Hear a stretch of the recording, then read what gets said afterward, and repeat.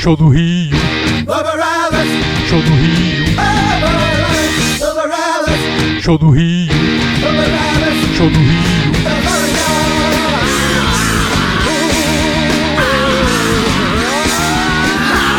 Lembrando que eu não vou estar olhando a tela, porque eu vou estar olhando matérias, que eu vou fazer todas as referências de data, do que aconteceu e do que deixou de acontecer, usando matérias da grande mídia, no melhor estilo Kim Paninho, que é para não ter erro e não parecer que sou eu que estou inventando coisas da minha bela cabeça torta e doente. Então vamos lá, olha só.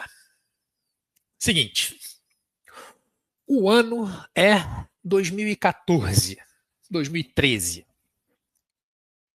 Brasil pegando fogo. Revolução nas ruas. Pessoas desesperadas querendo a todo custo derrubar o governo que já não aguentavam mais. Protestos desconexos e confusos. Gente falando que não é só 20 centavos, nego falando que não vai ter Copa, nego querendo matar político, cada um com a sua própria pauta. A única coisa que tinha em comum em todas as manifestações era que se você levasse a bandeira de qualquer partido, seja de direita, de esquerda, de centro ou do caralho, você tomaria porrada.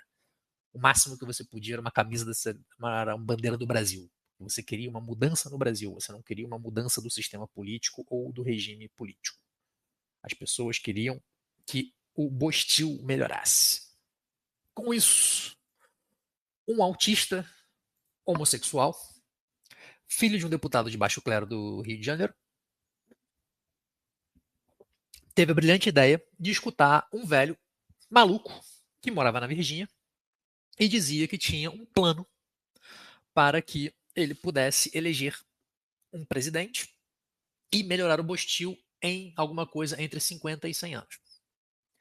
Eles escutam esse cara, começam a dar um monte de presentes, medalhas, condecorações, medalhas e condecorações essas que posteriormente o receptor delas mandaria-os enfiá-las no cu, porque não serviam de nada, e realmente não serviam, e usam o plano desse cara para fazer um fast tracking, um speedrun de chegar à presidência. O plano era bem simples. Ele falava: a primeira pessoa que se posicionar abertamente como de direita, sendo a favor da família, contra o aborto e contra as drogas, será eleito presidente do Brasil. E foi assim que nasceu Jair Moloch Bolsonaro, tá ok? E começou a fazer toda esta parte de eu vou salvar o Bostil, eu vou mudar, eu sou diferente, se gritar, pega centrão, não fica o meu irmão. Veio a eleição, ele se alia com uma galerinha do barulho, incluindo um bilionário que tem filhos com uma atriz da Globo, e uma galera de um partidinho pequeno aqui no Rio de Janeiro chamado PSL. E aqui começa a nossa história, senhores. Deixa eu só fechar tudo isso aqui que eu não vou usar e abrir só o que eu vou usar. A nossa primeira matéria contando a história do que aconteceu com essa brincadeira começa em 2 de janeiro de 2019. Na matéria você lê o seguinte: após receber a faixa presidencial das mãos do ex-presidente Michel Temer, Jair Bolsonaro empossou sua equipe ministerial. A Secretaria-Geral da Presidência da República, SGPR, passou oficialmente a ser chefiada pelo ministro Gustavo Bebiano. E a transição dos cargos começou a acontecer nesta quarta-feira, dia 2 de janeiro. Então, primeiro dia de governo. Ele foi lá e botou o cara que estava com ele no partido, lá no início, fazendo as coisas com ele, e o ajudou a chegar na presidência. Pô, maneiro, né? Um cara gente boa, tal. Botou o cara lá, pô, o cara é parceiro dele. O cara sabe do que ele está fazendo e as coisas vão dar certinho. Em 18 de fevereiro, ou seja, 45 dias depois, Bolsonaro oficializa a demissão de Bebiano. Entenda o escândalo no governo federal. Bolsonaro, 45 dias depois, diz que por motivos pessoais ele foi... Como é que é? Motivos de foro íntimo, ele foi obrigado a demitir o Gustavo Bebiano do governo. Então, a primeira pessoa que ele traiu depois que ele entrou Foi um dos caras que ajudou ele a chegar lá, durou 45 dias. E daí pra frente, meu irmão, é sangue, é morte, é tiro e cada um vai caindo um por um. Ele derruba o Bebiano, continua no PSL e vai fazendo as coisas. No dia 11 de janeiro de 2019, antes dele derrubar o Bebiano, o Major Olímpio, não sei se vocês lembram dele, um cara que era da Polícia de São Paulo, que foi eleito pela pauta de segurança pública, que foi eleito por ser um cara ligado à PM, major da PM, não major do Exército, que fazia esse tipo de coisa, ele brigou com o Bolsonaro. Aqui, ó. Porque o Bolsonaro promoveu o filho do Mourão, não tinha absolutamente qualificação nenhuma para exercer o cargo que ele estava fazendo. E o Olímpio foi lá e falou: cara, isso tá errado, brother. Isso tá errado. Não dá para promover esse cara. E ele também fala o seguinte: ele fala, olha, eu entendo, Bolsonaro, que você está apoiando o Rodrigo Maia para a presidência da Câmara. Faz parte. O nome disso é pragmatismo. E a gente vai chegar lá. Se vocês lembram, depois que o Rodrigo Maia, o Nhonho, o vulgo Botafogo na lista do Odebrecht, foi eleito como presidente da Câmara, ele automaticamente se virou contra o Bolsonaro, certo? Então, aqui eles já estavam passando pano para o que viria a acontecer lá na frente e traindo mais aliados. Nós estamos, até agora, em 18 de fevereiro de 2018, 2019, desculpa. Passa o primeiro ano de governo, aquele apoio massivo nas ruas, as pessoas fazendo movimentação, brasileiro fazendo manifestação pedindo imposto, que foi uma coisa que a gente nunca viu para fazer a reforma da Previdência, para fuder com os velhinhos aposentados, e o brasileiro lá apoiando, fazendo um monte de coisa. Nessa época o Olavo falou: pega os seus primeiros 3 meses de mandato, passa tudo que você tem que passar, porque seu apoio popular tá lá em cima, ninguém vai contra nada, você não vai ter oposição de porra nenhuma, caneta tudo, fecha o PT porque eles receberam dinheiro do Irã, e isso é proibido pela lei brasileira, acaba com seus inimigos e faz a devassa.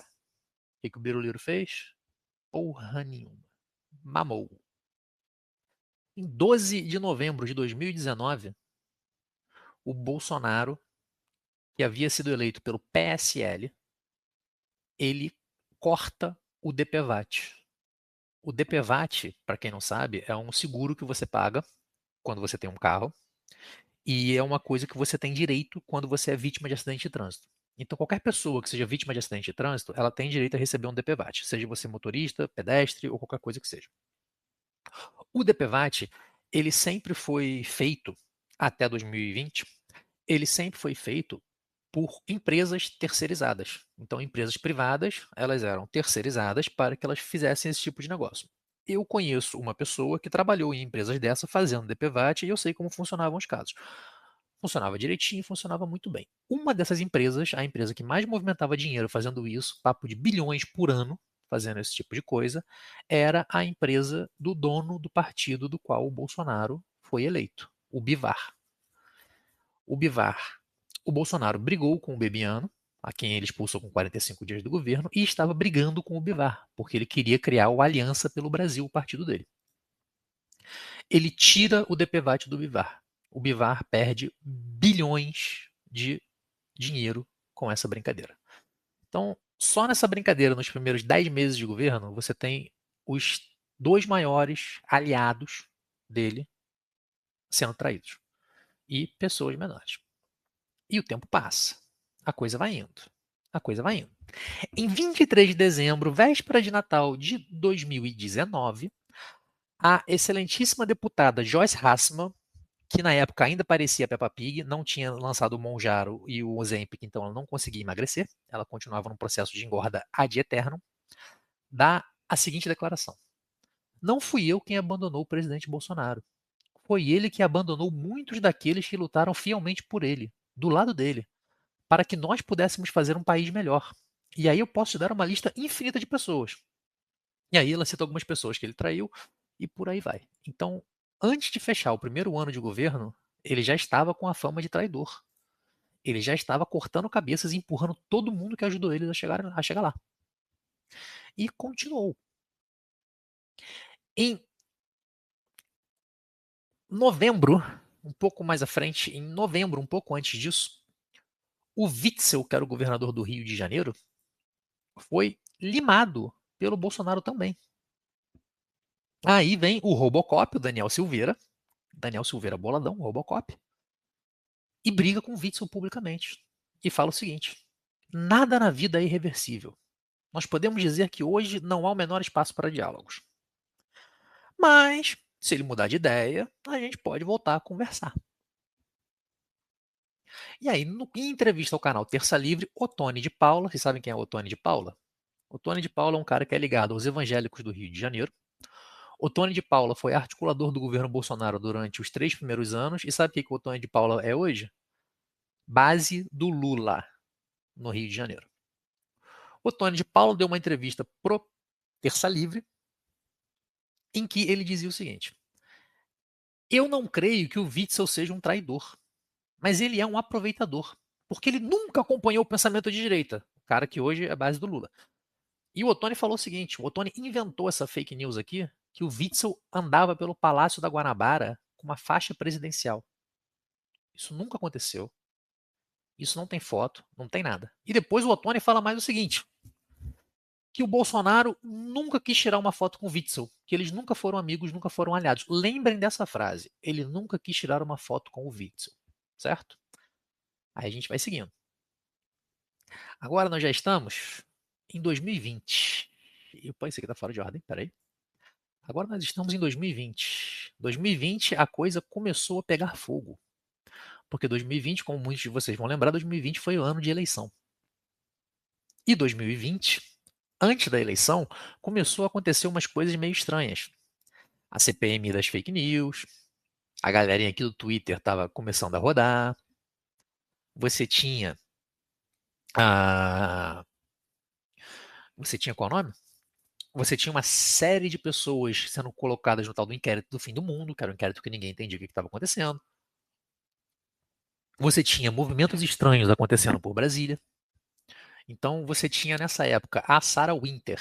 Quem lembra dela? Linda, Sarinha, feminista, maravilhosa. Depois eu posto aqui uma fotinha dela com os peitos de fora e a cruz de ferro dela tatuada no peito, que ela apagou depois. A Sarah Winter começou um acampamento na frente do STF. Esse foi o primeiro ataque frontal ao STF que foi feito por alguém da base bolsonarista. A Sarah, para quem não conhece a Sarah ela é uma comunista. Meu negro adiantou, vou passar o speaker para ele aqui, não sei se ele vai poder subir. A Sarah ela é uma comunista que fez parte dos movimentos radicais feministas comunistas que tem por aí. E para quem não conhece, a Sarah foi treinada na Ucrânia. Pegaram a Sarah do Brasil, levaram ela para a Ucrânia. Quando ela chegou na Ucrânia, meteram um saco na cabeça dela, tacaram ela dentro de um caminhão. Ela foi vendada, amarrada, para o meio de uma fazenda no cu da Ucrânia, onde ela recebeu todo o treinamento comunista dela. Isso é uma história verificável e é uma história que ela conta de maneira aberta. Sarah, quando entra para o lado do Bolsonaro, ela resolve fazer a mesma coisa. Ela resolve fazer a mesma coisa aqui no Bostil. Então, ela cria um grupo baseado num versículo bíblico chamado Os 300, o qual ela leva para uma fazenda nos arredores de Brasília para fazer um treinamento. E aí eles fizeram esse treinamento nessa fazenda nos arredores de Brasília, e depois desse treinamento eles começam a fazer um acampamento na frente do STF. E aí começam literalmente os ataques ao STF. Eles começam a soltar fogos em direção ao STF, o que eles interpretam como se fosse um ataque frontal. E a Sarah mostra que ela era a pessoa que mais tinha bolas, corrones, na República. Porque ela é uma mulher de 1,55 m e ela chamou o Alexandre de Moraes para trocar soco na porrada. Lembrando que ele é um homem bombado de quase 1,90 m. E aí, o Alexandre disse que a Sarah estava ameaçando ele, quando na verdade não foi uma ameaça, foi uma chamada para um duelo. Assim como eu faço com os gordões speech impediment, os gordões que não conseguem falar direito, para sair na porrada, para a gente resolver nossas tretas na mão, que nem pessoas honradas fazem. A Sarah fez isso com o ministro usou isso como uma desculpa para prendê-la. E ele não só prendeu ela, ele foi atrás de todo o equipamento, todo o acampamento, desculpa. Então, eles tiraram a galera que estava acampada na frente do STF e eles foram para a fazenda onde ela fazia o treinamento desse grupo revolucionário, a qual ela estava montando. Na fazenda, nada foi apreendido. Eles tinham bandeiras, pedaço de pau, eles juntaram até uns facões que tinham lá, velhos enferrujados da fazenda, para dizer que tinha alguma coisa, mas na realidade mesmo, a materialidade do caso, não tinha absolutamente nada. E foi continuando. Ali por volta de junho de 2020, antes da eleição, quando a Sara foi presa, as coisas começaram a esquentar. As coisas começaram a ficar nervosas. Vale lembrar que nós estávamos no meio da pandemia, o lockdown ainda estava em efeito, as pessoas estavam se fudendo, os pobres estavam tranquilos, porque estavam recebendo auxílio do governo. Todo pobre recebeu auxílio do governo, não ficou mal. A classe média, pessoas que, assim como eu, eram donos de comércio, estavam falindo e vendo seus negócios falirem, suas vidas ruírem diante dos seus olhos, sem poder fazer absolutamente nada, porque fica em casa e a economia a gente vê depois. E a Sara liderando o movimento para que algo fosse feito para que isso acabasse. A Sara foi presa, a Sara se fudeu, e quando ela foi presa, o Biruliro falou o quê? Não, eu não tenho nada a ver com isso não, veja bem, ela fez o movimento dela, a gente está aqui, a gente quer paz, a gente não quer nada. Nesse meio tempo, vaza a nesse meio tempo vaza a tal reunião ministerial do Bolsonaro. Quem lembra disso? A reunião em que ele chama o Witzel e o Dória da dupla sertaneja, o Bosta e o Strume. Reunião em que ele pede para que as pessoas façam alguma coisa. Ele, de maneira justa, vamos dar crédito onde ele merece crédito. Ele briga com o Moro, falando pro Moro: porra, a polícia tá batendo em velhinha no meio da rua, cara, faz alguma coisa a respeito disso. O Moro fica quieto, calado, finge que nada tá acontecendo, que não é com ele. E o Weintraub faz aquela famosa declaração de. Deixa eu pegar aqui, que eu acho que eu tenho as aspas certinhas aqui. Vamos lá, um segundo. Não tenho as aspas certinhas. Eu sou um idiota, eu não peguei essa parte, peço perdão.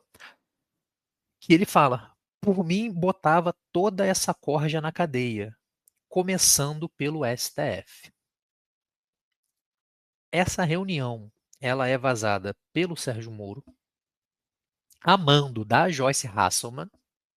Como já citamos aqui, a Hasselmann é expulsa do governo em novembro de 2019. Agora nós estamos em junho, final de maio, ali, início de junho de 2020. E a Hasselmann vai lá e sopra no ouvido do Moro, porque eles são muito amigos. Tanto que a biografia oficial do Sérgio Moro foi escrita pela Joyce Hasselmann. Ela sopra no ouvido do Moro e fala: Moro, sai do governo para preservar a sua biografia. E quando ele dá a entrevista dele dizendo que ele saiu do governo, ele fala: estou saindo para preservar a minha biografia. As literais palavras que ela usou para ele. E ela também publicou isso na mídia. O STF vai em cima do Weintraub para prender o Weintraub. Porque o Weintraub, afinal, mandou prender o STF e botar todo mundo em cana pelo que eles estavam fazendo. Nisso, o Abraham, que não é bobo nem nada, foi no consulado de Israel, porque ele tem direito à cidadania israelense, e falou: ó, vão me prender. Me ajuda aqui, porque vão me prender e eu sou um cidadão de Israel e eu não posso ser preso sem crime pelo que está acontecendo. Não sei se vocês vão lembrar. O motivo que o STF arranjou para prender ele foi porque ele postou uma charge do Cebolinha, trocando o R pelo L, como se fosse um chinês falando pastel de flango. E por isso o STF queria prendê-lo. Depois que o Abraham vai para a embaixada de Israel, os ministros resolvem não prendê-lo. E aí entra uma entrevista que o Paulo Guedes, meu Paulo tá Guedes, deu em dezembro, contando o que aconteceu em junho de 2020 durante essa confusão. Abre aspas para o Paulo Guedes. Houve sim um movimento para desestabilizar o governo. Não é mais ou menos, não. Tinha cronograma. Em 60 dias iriam fazer o impeachment. Tinha gente da justiça, tinha o Rodrigo Maia, tinha governadores envolvidos. O Dória ligou para mim e disse: Paulo, é a chance de salvar a sua biografia. Esse governo não vai durar mais 60 dias. Faz um favor, se salva. De novo, voltamos ao ponto de salvar a biografia. Tudo com o mesmo briefing da Joyce. E depois o Guedes continua. Eu liguei para cada um dos ministros do Supremo para tentar entender o que estava acontecendo. Conseguimos desmontar o conflito ouvindo cada um deles. O ministro Gilmar Mendes, por exemplo, sugeriu que o governo deveria dar um sinal, caso estivesse realmente interessado em pacificar as relações. A demissão do Weintraub foi uma sinalização. Liguei também para o ministro Barroso e para o ministro Fux. Então, aqui nós temos o Paulo Guedes admitindo que eles que eles deram, vou cortar a palavra, que eles deram a cabeça do Weintraub pro Supremo ficar quietinho e falar, ó, vamos com calma, não é bem assim. Agora vamos contextualizar quem é o Weintraub. O Weintraub é o cara que escreveu o programa de governo do Bolsonaro. A campanha do Bolsonaro de 2018 foi escrita pelos irmãos Weintraub. Ou seja, em 1 ano e meio de governo, desde que ele chegou ao poder, ele conseguiu se livrar do o partido que fez ele ser eleito, ele conseguiu se livrar das pessoas que escreveram o programa de governo a qual o cidadão brasileiro médio leu, ouviu e gostou e resolveu votar nele, e ele conseguiu trair o mecenas dele, que foi o cara que bancou a campanha dele, que foi o Paulo Marinho, o bilionário. Então ele já jogou todo mundo que estava mais próximo dele embaixo do ônibus, e a gente está falando de 1 ano e meio de governo. Em Em junho de 2020 ainda, acontece uma coisa muito engraçada. Porque aparece o caso do Queiroz. Quem lembra o caso do Queiroz? O caso do Queiroz já estava rolando e, de repente, o Queiroz está desaparecido. Eis que surge um cara chamado Fred Vassef. Se você pesquisar o nome do Fred Vassef na internet, você vai ver que ele está ligado a um grupo que praticava assassinatos ritualísticos de criança. Ele foi investigado, o nome dele conta na investigação, tá? Vocês podem pesquisar aí no Google.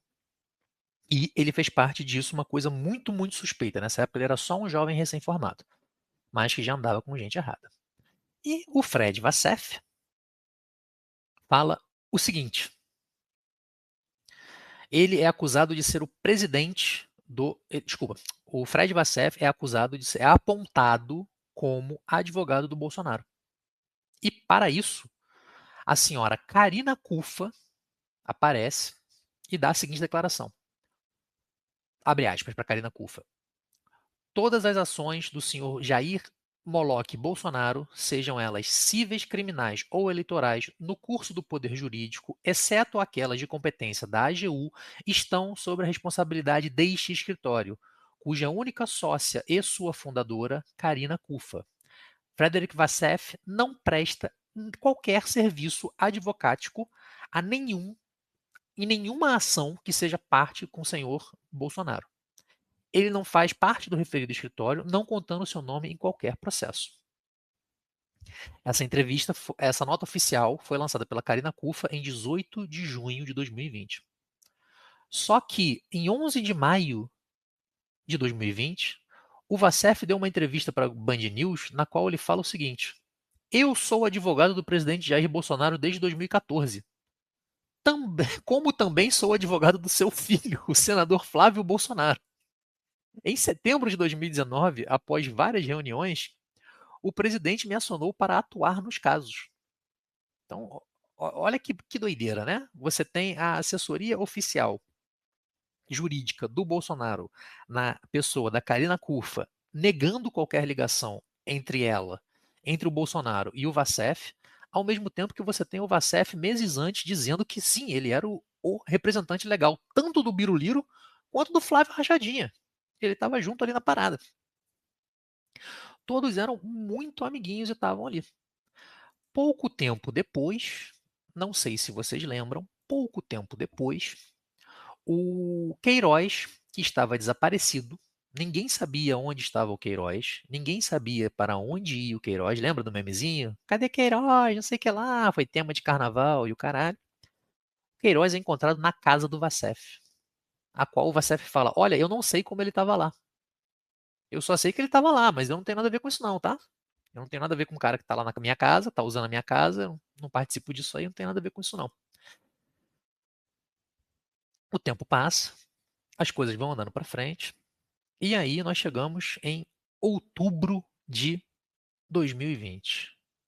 Que outubro de 2020 foram as eleições municipais de 2020, a primeira eleição municipal com o Biruliro na presidência. E agora que o pau começa a torar.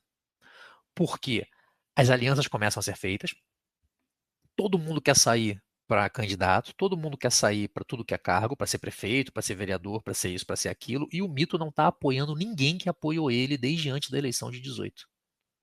O Mito está jogando embaixo do ônibus. Não só jogando embaixo do ônibus, ele está tirando e descumprindo a palavra dele com todas as pessoas que ele prometeu apoio na campanha presidencial, na campanha municipal de 2020.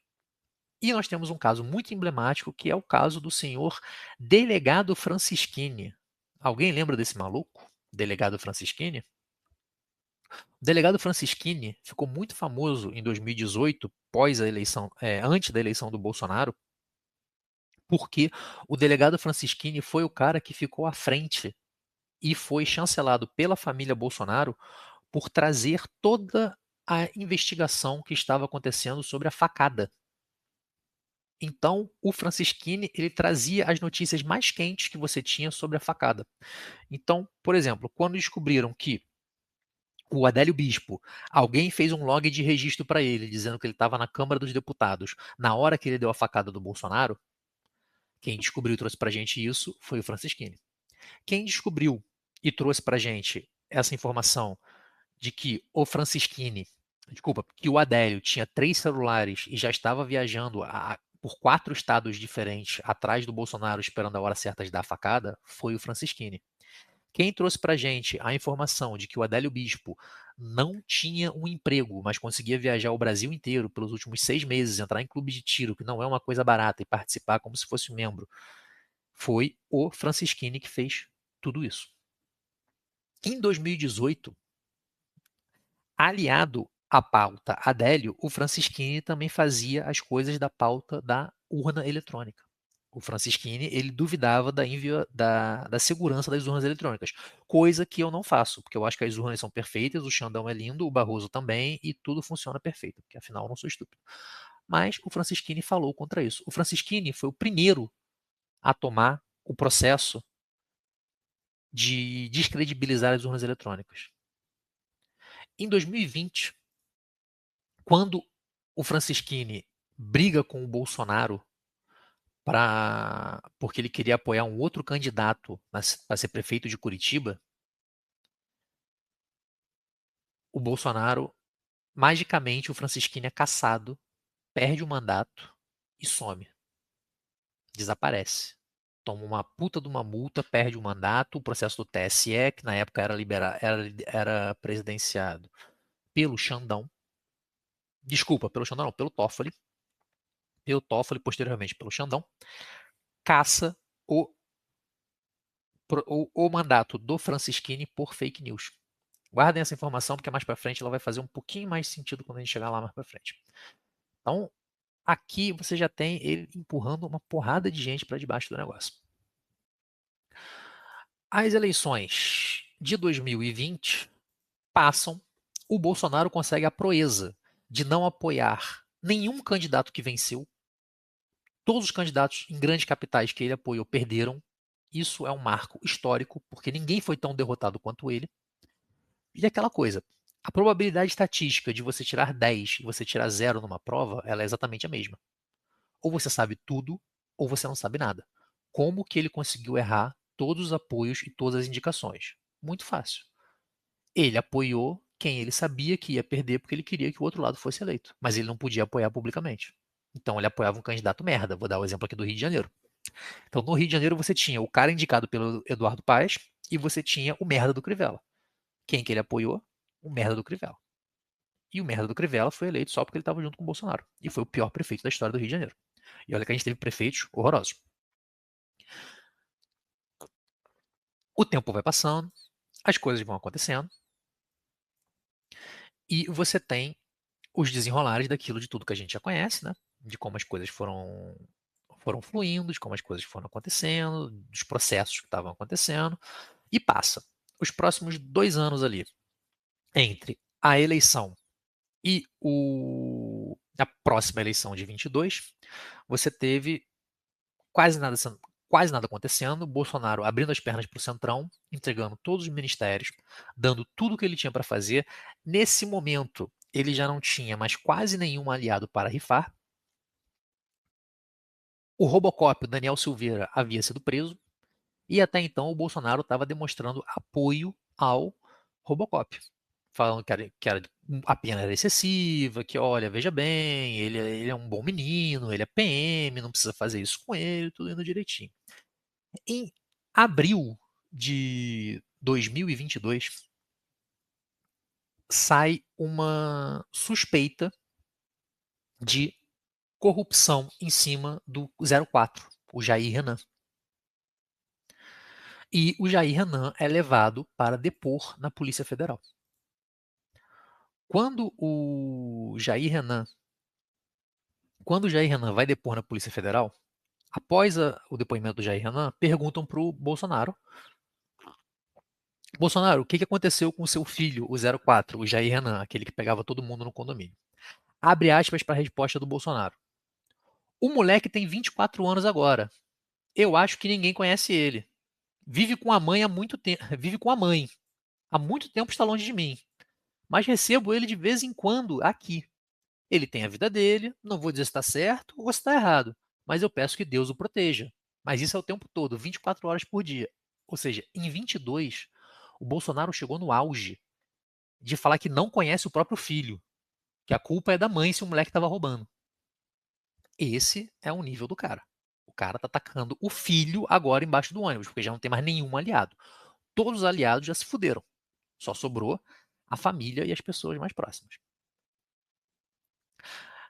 Passa disso. 2 meses depois, em junho de 2022, o Queiroz, que agora já não era mais foragido, era um homem que estava respondendo a um processo, porém podia participar, o Queiroz se lança pré-candidato a vereador no Rio de Janeiro.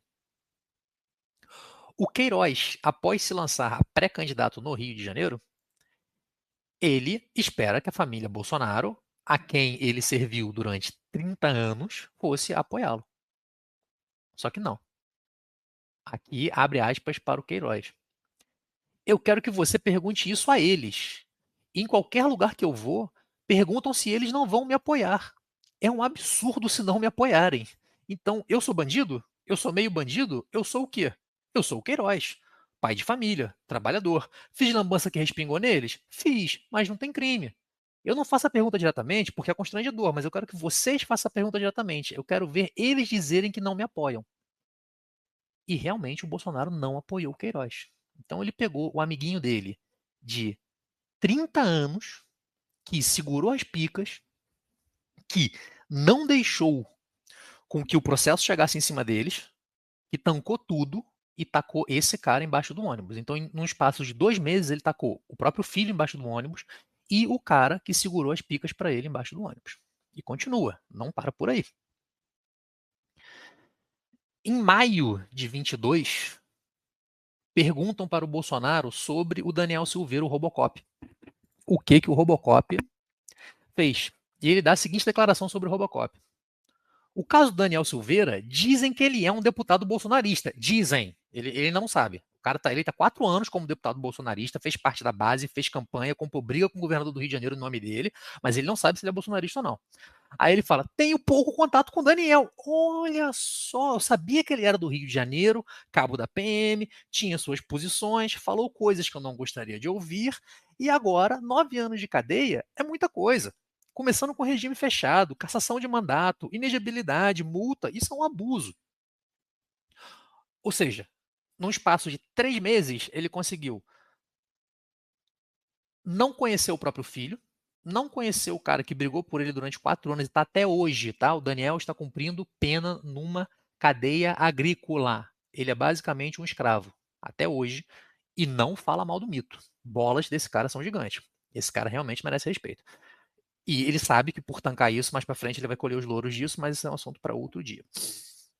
Ele tacou o filho embaixo do ônibus, tacou o apoiador dele de 30 anos embaixo do ônibus e tacou o cara que está preso até hoje por ele embaixo do ônibus. Ele não para. Ele é uma máquina de moer pessoas. E sempre com a mesma desculpa. Não, eu não conheço. Não, eu não vi. Não, eu não sei quem é. Ah, veja bem. Sabe como é, né? A gente é difícil, é complicado. Para quem não lembra, o Daniel Silveira foi preso porque ele usou uma expressão aqui no Rio de Janeiro muito comum, que é a seguinte, que é eu vou te dar uma surra de gato morto até o gato miar. Ele falou que ele faria isso com o ministro do Supremo, e o ministro do Supremo usou a interpretação literal disso, e não a interpretação de hipérbole. Só que isso aqui no Rio de Janeiro é uma coisa comum. Se você entrar em qualquer favela ou casa de família baixa renda, você vai ver pais falando coisas piores para os próprios filhos. Então, foi só um cherry picking de motivo para poder prender o cara. E aí a gente segue aqui. Tem mais coisa aqui, mas não vale a pena ler isso aqui. E aí você chega na época da eleição de 2022, ali pertinho, na época dos debates. Quem lembra dos debates? Lembra quando um deputado, uma bichinha, pobre, periférica de São Paulo, magrinho, magrinho, carinha de quem passava fome, que era um cara que fez a campanha de 2018 entregando flyerzinho todo dia, andando 10 horas pela cidade de São Paulo, falando, por favor, votem em mim, que eu vou ser um bom vereador, Douglas Garcia. Tem o episódio do debate em que o Douglas chega com o melhor estilo MBL de ser, liga a porra do celular, faz uma selfie e vai confrontar de maneira agressiva uma mulher velha, sozinha, no debate, que era a jornalista Vera Magalhães. O Douglas tem esse ato horroroso, foi uma coisa péssima, péssima, péssima, péssima. Ninguém gostou desse tipo de coisa. Nenhuma pessoa em sã consciência vai achar legal uma bicha de 20 e poucos anos, bombada, porque nessa época ele já estava começando a tomar os venenos, já estava começando a crescer, já estava ficando forte. Ninguém vai gostar de uma bicha bombada partindo para cima de uma velha indefesa e deu merda. E o Bolsonaro ficou caladinho. Aí você vai falar, caralho, por que o Bolsonaro não tacou ele embaixo do ônibus, se ele tacar todo mundo embaixo do ônibus? Porque quem fez isso foi o Eduardo. O Eduardo apareceu e fez o seguinte tweet. O que ocorreu ontem, após o debate com os candidatos do governo de São Paulo, é lamentável por muitos motivos. Em primeiro lugar, não há justificativa para provocar uma jornalista e tentar constrangê-la gratuitamente no seu local de trabalho, sem que ela tenha dado qualquer motivo para isso. Então, o Jair ficou quieto, não tacou o Douglas embaixo do ônibus. O Douglas correu para a rede social e na rede social deu uma declaração arregando, falando: não, gente, veja bem, desculpa, realmente eu não podia ter batido na velhinha, olha só, é complicado fazer esse tipo de coisa, e passou. No dia seguinte, pela manhã, a primeira coisa a primeira coisa que a Vera Magalhães fez foi dar uma entrevista para um podcast. Nessa entrevista no podcast, ela dá a seguinte aspas, abre aspas para Vera Magalhães. Eles vão jogar esse sujeito ao mar, assim como fizeram com os outros aliados que se tornaram inconvenientes para o projeto político da família Bolsonaro. Dito e feito. Jogaram o Douglas ao mar. O Douglas, coitado, acreditou que o Bolsonaro ia para o partido do Roberto Jefferson, quando o Bolsonaro disse que iria para o partido do Roberto Jefferson. O Bolsonaro não foi o partido do Roberto Jefferson e o Douglas teria voto suficiente para ser eleito pelo partido do Bolsonaro se ele tivesse ficado no partido do Bolsonaro. Mas como ele confiou no Bolsonaro, ele trocou de partido e o Bolsonaro não honrou ele. E nisso ele não foi eleito. E continua. Em 23 de outubro de 2022, já na eleição, deu aquela confusão, não sei se vocês lembram, que a Polícia Federal foi prender o Roberto Jefferson e o Roberto Jefferson desceu bala em cima da Polícia Federal. Depois que o Roberto Jefferson desceu bala na Polícia Federal, Tem um vídeo muito maravilhoso, só que eu não consigo descobrir como é que eu faço para passar áudio para vocês aqui através do Twitter, então eu não posso passar, então vou ter que relatar o vídeo, que foi durante o standoff ali, né? Que eu não sei como é que fala isso em português, enquanto estava ali em estado de sítio as coisas, ou seja, o Jefferson continuava ali com o fuzil apontado para a Polícia Federal que mandou uma mulher, desculpa, duas mulheres, uma gorda e uma magra demais, ou seja, que não tinham condição de entrar em combate, e um funcionário, estavam acuados atrás da Blazer, morrendo de medo de tomar tiro na cara do Roberto Jefferson, sem saber o que fazer. O Bolsonaro lança o vídeo em que ele fala: eu mandei prender o Roberto Jefferson. E eles estão indo lá agora prendê-lo, porque o que ele fez foi um absurdo. Então, tem esse vídeo, depois eu posso postar o link aqui para vocês, do Bolsonaro dizendo que ele mandou prender o Roberto Jefferson. E aí, no dia seguinte em que isso aconteceu, o Bolsonaro dá a seguinte declaração.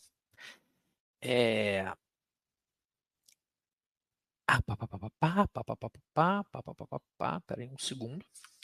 Que sumiu aqui. Aqui. Eu não conheço o Roberto Jefferson. Não tem uma foto minha com o Roberto Jefferson. Nessa matéria que eu tô vendo aqui, tem uma foto dele abraçado com o Roberto Jefferson, tá? E ele tá aqui dizendo que ele não conhece e que não tem uma foto dele com o Roberto Jefferson. Ou seja, mais um que ele tá aqui embaixo do ônibus e fala: não, esse eu não conheço, não. Ó. Nunca vi na minha vida. Eu nunca vi na minha vida. E tem tudo aquilo, passam as eleições de 2022 e, como você sabe, qual foi o resultado da eleição de 2022? Ele não foi eleito. Não foi eleito porque qualquer pessoa com um mínimo de consciência temporal das coisas e que lembra do que comeu na hora do almoço, viu que esse cara, ao longo dos últimos 4 anos, foi tacando todo mundo, os apoiadores, a galera do partido, o próprio filho, todas as pessoas que ele podia jogar embaixo do ônibus, ele foi jogando e as pessoas foram percebendo o que foi acontecendo. Tanto que os votos que o Bolsonaro perde e não consegue ser reeleito porque eles perderam os votos, não vieram do Nordeste. Ele perdeu votos na classe média do Rio, São Paulo e Belo Horizonte. Sendo Belo Horizonte e São Paulo os maiores colégios eleitorais do Brasil. Então, se ele tivesse feito coisas focadas na classe média, ele teria sido reeleito. Mas ele não fez isso. Ele fez o seguinte. Ele encheu o cu do pobre nordestino de dinheiro, em vez de ajudar a classe média que precisava do socorro dele. E ele perdeu o voto da classe média. Eu vi aqui que um menino pediu o speaker. Como você não costuma participar, hoje o nome é Cala a Boca e Escuta, então eu não libero o speaker para ninguém. No final do programa, eu vou liberar para quem quiser falar. Então, se você segurar aí, eu deixo o seu lugar de fala direitinho. Se você quiser deixar um comentário escrito aqui, eu posso acabar lendo. Vamos continuar aqui para a gente seguir o que está acontecendo. Para quem não lembra nesse lance da eleição que aconteceu, quando ele perde a eleição, no ano seguinte, na virada do ano, lembra quando eu falei lá no início do programa que o Olavo mandou o Bolsonaro pegar os primeiros 3 meses de governo e descer o pau em todos os inimigos dele? E acabar com a oposição, acabar com todo mundo dentro do caminho legal, usando provas, usando as coisas? Quem seguiu o conselho do Olavo? Painho. Papai Lula seguiu todo o. Sim, Miranha, o Bolsonaro foi melhor no Nordeste do que em 2018, só que o Nordeste não tem voto suficiente para eleger. Então, tanto faz. Ele apostou no lugar errado, entendeu? Não adianta você fazer um desempenho melhor num lugar que não tem voto suficiente para fazer com que você vire as coisas. Ele simplesmente apostou errado e fez errado.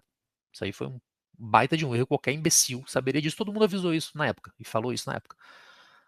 Então não faz diferença. Ele perdeu milhões de votos da classe média no Sudeste para ganhar centenas de milhares de votos no Nordeste. A conta simplesmente é uma conta extremamente imbecil. E aí o Lula vai para cima do Bolsonaro com tudo que ele tem. E aí vem o famoso caso das joias, que ele pegou do Oriente Médio e mandou vender as joias nos Estados Unidos. Eis que um velho personagem, que já apareceu nessa história algumas vezes, Frederic Vassef, aparece e dá a seguinte declaração: eu nunca vi esse relógio.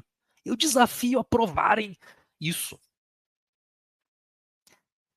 Esse foi mais uma das eu nunca vi. eu não conheço, eu não sei o que está acontecendo, que aconteceram no entorno do Bolsonaro. Só que, como as investigações mostram hoje em dia, certo? Você tem aquela maravilhosa foto que o pai do Mauro Cid tirou das joias, em que ele aparece no reflexo das joias. Vocês lembram disso? Ele pegou esse Rolex, essas joias, e vendeu numa casa de penhores nos Estados Unidos qualquer. Deu a merda. Quando o Lula começou a investigar esse tipo de coisa, o próprio Vacef volta para os Estados Unidos e recompra as joias que ele mesmo havia vendido, junto com o pai do Mauro Cid. Eles recompram as joias, devolvem as joias e falam: não, não, não, olha só, veja bem, na verdade, isso tudo foi um grande mal-entendido, a gente não sabe como isso aconteceu. Mentira, tem a foto do cara segurando o negócio ali, e hoje as investigações do Xandão já provam que ele tem as. Já provam que eles têm as mensagens trocadas entre o Vacef e o Mauro Cid e o pai do Mauro Cid, comentando e falando sobre a venda das joias, das canetas e dos relógios. Então, mais uma vez, que eles são pegos fazendo a besteira e falam: não, não conheço, não sei o que está acontecendo. E aí, o tempo passa, vem acontecendo todo aquele processo de desmoralização que está acontecendo com o Bolsonaro, que a gente está vendo acontecer em real time, e nós chegamos agora no ano de 2025. No dia 30 de março de 2025, a Carla Zambelli dá a seguinte aspas, dá a seguinte declaração. Abre aspas para Carla Zambelli. 30 de março de 2025. Eu esperava algum tipo de retribuição em relação a isso. Ou seja, contar com a amizade dele nesse momento difícil. Mas eu acho que não é só eu. Acho que não só eu, como outras pessoas também perderam a amizade do presidente no momento que mais precisaram. Ela foi a primeira pessoa a vir a público e falar que o Bolsonaro abandona os aliados. A primeira pessoa da base bolsonarista a dizer que ele realmente abandona os aliados. Ou seja, o cara já está fazendo isso desde 2019. Você tem 6 anos do cara fazendo isso. A primeira pessoa do lado dele que abre a boca é a Carlinha.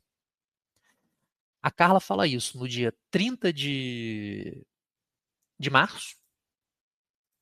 Em 5 de julho, o Bolsonaro dá a seguinte declaração sobre a Carla Zambelli. Eu não tenho nada a ver com a Carla Zambelli, tá certo? Eu não botei dinheiro no Pix dela e eu tô aguardando. Obviamente, eu acompanhei pela imprensa o caso. Ele está falando sobre o caso em que ela responde por ter sacado a arma pro militante petista que foi em cima dela. Mais uma que o Bolsonaro taca embaixo do ônibus e fala: não conheço, não tenho nada a ver com isso. E agora a gente chega na última declaração que o Bolsonaro deu, que foi justamente a declaração que me fez querer fazer esse space e fazer essa ordem cronológica das pessoas que ele foi traindo e jogando embaixo do ônibus ao longo de todo esse processo que ele tem, desde que ele foi eleito presidente da República, que foi a seguinte declaração. Abre aspas para o que ele disse no dia 18/7, vulgo ontem. Olha, olha, uma pessoa pediu para ir ao banheiro. Eu apontei o banheiro e voltou com um pendrive na mão. Eu nunca vi um pendrive na vida. Eu não tenho nem laptop em casa para mexer com pendrive. A gente fica preocupado com isso. Ele está insinuando que um agente da Polícia Federal implantou provas durante a busca e apreensão que foi feito na casa dele. Então, isso em si já é complicado. Não é algo que eu acho que é inteligente você fazer. Mas tudo bem. O Bolsonaro não é uma pessoa muito inteligente, normal que ele não faça coisas inteligentes. E depois ele dá a seguinte aspas. Não estou sugerindo nada. Eu estou surpreso. Vou perguntar para minha esposa se o pendrive era dela. O maluco tacou a mulher embaixo do ônibus.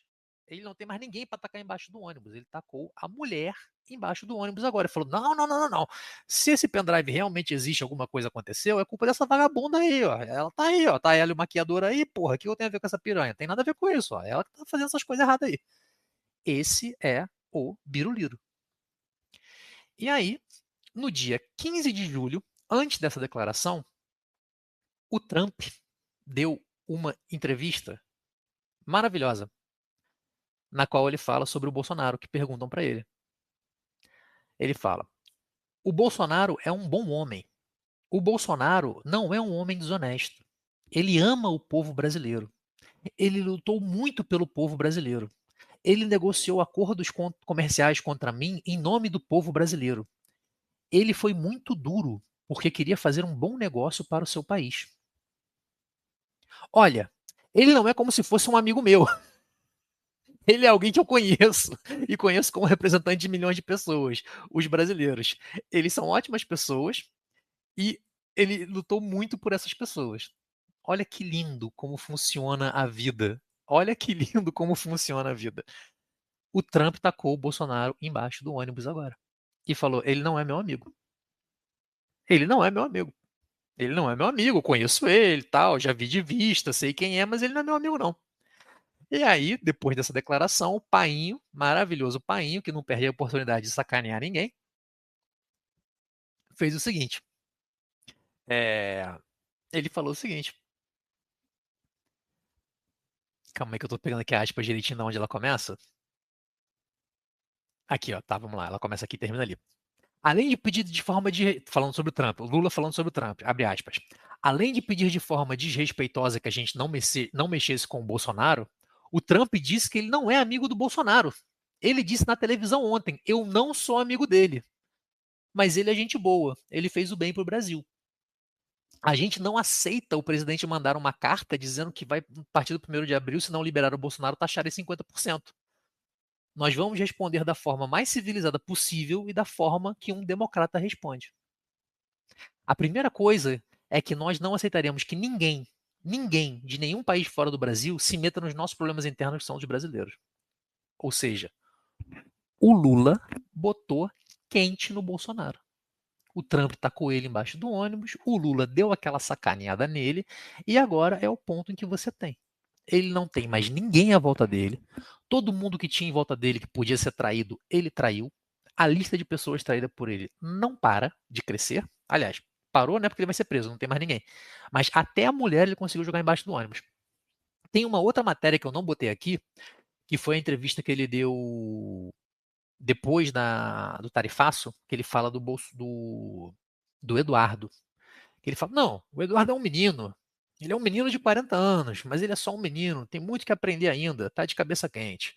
E tem um post do Paulo Figueiredo, que o Paulo Figueiredo fala que o Eduardo Bolsonaro agora está assumindo as rédeas da família para poder continuar fazendo as coisas. Ou seja, além de tudo, o Bolsonaro foi traído pelo filho, que também está inelegível. Então, é uma história de um corno agindo como um corno com todas as pessoas na volta dele, sacaneando todo mundo que ele pode sacanear e no final levando uma tongada do filho. Com isso, senhores, eu termino a minha exposição. Vou abrir o microfone. Quem quiser falar é só pedir, seremos educados e conversaremos. Se você tem opiniões dissidentes, se vocês têm opiniões que concordam, se vocês quiserem só conversar, podem conversar. O espaço aqui é aberto a todos.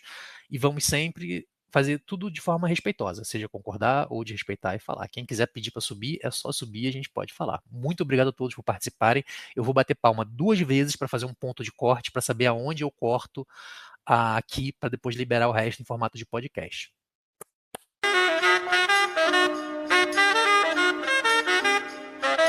Chegamos no fim.